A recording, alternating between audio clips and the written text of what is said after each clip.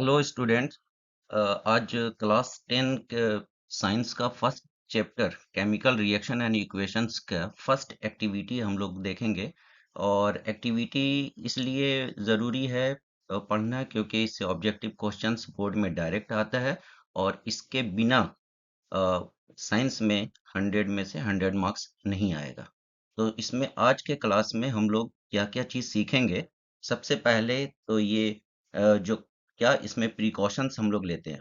Cautions क्या है, क्या होते हैं। आई प्रोटेक्शन के लिए क्या यूज करते हैं। सेकेंड चीज इसमें आज जानेंगे कि मैग्नीशियम रिबन को क्लीन क्यों करते हैं बर्निंग से पहले। दूसरी चीज और तीसरी चीज कि इसमें ऑब्जर्वेशंस, जब मैग्नीशियम रिबन को बर्न करते हैं एयर में, तो इसमें हम लोग क्या ऑब्जर्वेशंस मिलते हैं। ये तीन मेनली चीज हम लोग आज के क्लास में देखेंगे।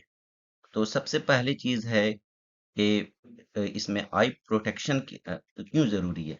क्योंकि मैग्नीशियम रिबन को जब बर्न करते हैं तो ये इसमें वाइट फ्लेम है ना, वाइट फ्लेम के फ्यूम्स क्या होते हैं, उड़ते हैं। तो इसके लिए हमें क्या करना होता है कि आई को हमें क्या करना है, प्रोटेक्ट करना है। क्योंकि आई जो होता है ये हमारा सबसे वीकेस्ट पार्ट होता है और इम्पोर्टेंट पार्ट भी होता है हमारे बॉडी का। तो डैजलिंग वाइट फ्लेम्स निकलते हैं, और जिससे में के आपको अल्ट्रावायलेट लाइट्स भी हो सकते हैं, जो आप हमारे आईज को क्या कर सकते हैं, डैमेज कर सकते हैं। तो इसके लिए प्राइमरीली हम लोग क्या यूज करते हैं, गोगल्स। आई प्रोटेक्शन के लिए हम लोग क्या यूज करते हैं, गोगल्स।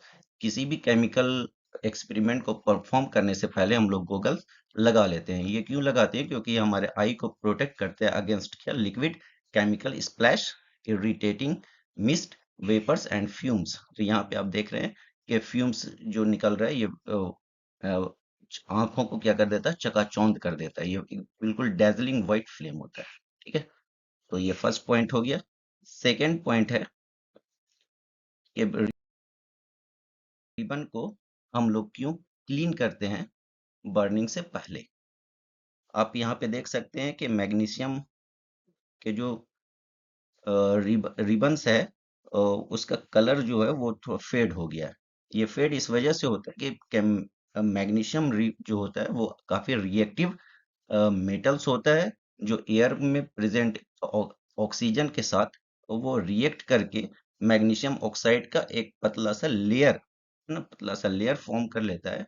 जिसकी वजह से ये इसका कलर क्या हो जाता है, डल हो जाता है। और ये फर्दर आपका रिएक्शन मतलब बर्निंग में आप जब यूज करेंगे तो बर्न नहीं होगा, क्योंकि ऑलरेडी यहाँ पे मैग्नीशियम ऑक्साइड का यहाँ पे लेयर जम चुका है। तो इसके लिए हम लोग क्या करते हैं, सैंड पेपर से क्या करते हैं, इसको हम लोग क्लीन करते हैं। तो आफ्टर क्लीनिंग देखिए सरफेस क्या हो गया, पूरा शाइनिंग, पूरा मेटालिक शाइनिंग हो गया है। और अब इसके हम लोग क्या करते हैं, बर्न करते हैं। राइट, तो ये क्लियर हो गया कि मैग्नीशियम रिबन को हम लोग क्लीनिंग क्यों करते हैं। नेक्स्ट है इसके ऑब्जर्वेशन। ऑब्जर्वेशन क्या है कि ये जब ये बर्न होता है तो इसमें किस कलर का फ्लेम होता है, वाइट, डैजलिंग वाइट फ्लेम होता है, डैजलिंग वाइट फ्लेम। इसमें और हमारा ऑब्जर्वेशंस होता है जब मैग्नीशियम रिबन को बर्न करते हैं एयर में, तो उसके में प्रेजेंट ऑक्सीजन के साथ ये रिएक्ट करके क्या बनाता है, मैग्नीशियम ऑक्साइड बनाता है। ये हमारा प्रोडक्ट है, रिएक्टेंट है। इसमें क्या क्या है, मैग्नीशियम और ऑक्सीजन हमारा क्या है, रिएक्टेंट है। और प्रोडक्ट क्या है, मैग्नीशियम ऑक्साइड। और ये जो फ्लेम होगा ये डेजलिंग और वाइट फ्लेम होता है। तो ये दो ऑब्जर्वेशंस हो गए। नेक्स्ट और जो क्वेश्चंस हमारे आते हैं, जो 2013 बोर्ड में भी आ चुका है, कि ये जो रिएक्शन मैग्नीशियम का एयर के साथ जो बर्न करते हैं, तो ये किस टाइप का रिएक्शन बोलते हैं। तो ये when magnesium ribbon is burn in air is an example of combination reaction. क्योंकि हम यहाँ पे देख रहे हैं कि मोर देन टू टू और more than two reactant react करके सिंगल प्रोडक्ट का फॉर्मेशन कर रहे हैं। इसलिए इसे हम लोग क्या बोलते हैं, कॉम्बिनेशन रिएक्शन बोलते हैं। नेक्स्ट इसको हम लोग एक्सोथर्मिक रिएक्शन भी बोल सकते हैं, क्योंकि जब मैग्नीशियम को एयर के साथ रिएक्ट करते हैं तो मैग्नीशियम ऑक्साइड बनता है, और यहाँ पे हीट क्या हो रहा है, रिलीज हो रहा है। Heat in the form of light आपको क्या हो रहा है, रिलीज हो रहा है। इसलिए इस रिएक्शन को हम लोग एक्सोथर्मिक रिएक्शन कहते हैं। एक्सोथर्मिक रिएक्शन किसे कहते हैं? Exothermic reaction when the reaction evolves heat in any reaction, uh, when heat is evolved is known as exothermic reaction।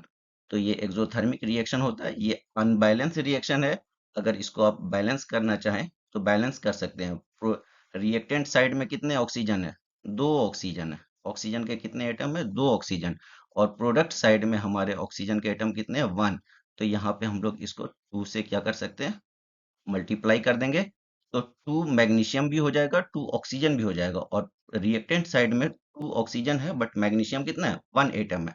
तो इसको अभी हम लोग टू से क्या कर देंगे? मैग्नीशियम को मल्टीप्लाई कर देंगे।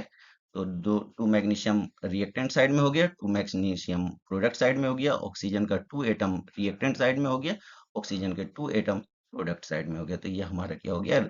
केमिकल रिएक्शन बैलेंस हो गया। तो आई होप ये सेशन आपको समझ में आ गया होगा। तो अगर ये पसंद आ रहा है तो प्लीज़ इस वीडियोस को लाइक कर दें और हमारे चैनल को सब्सक्राइब करें। Thank you.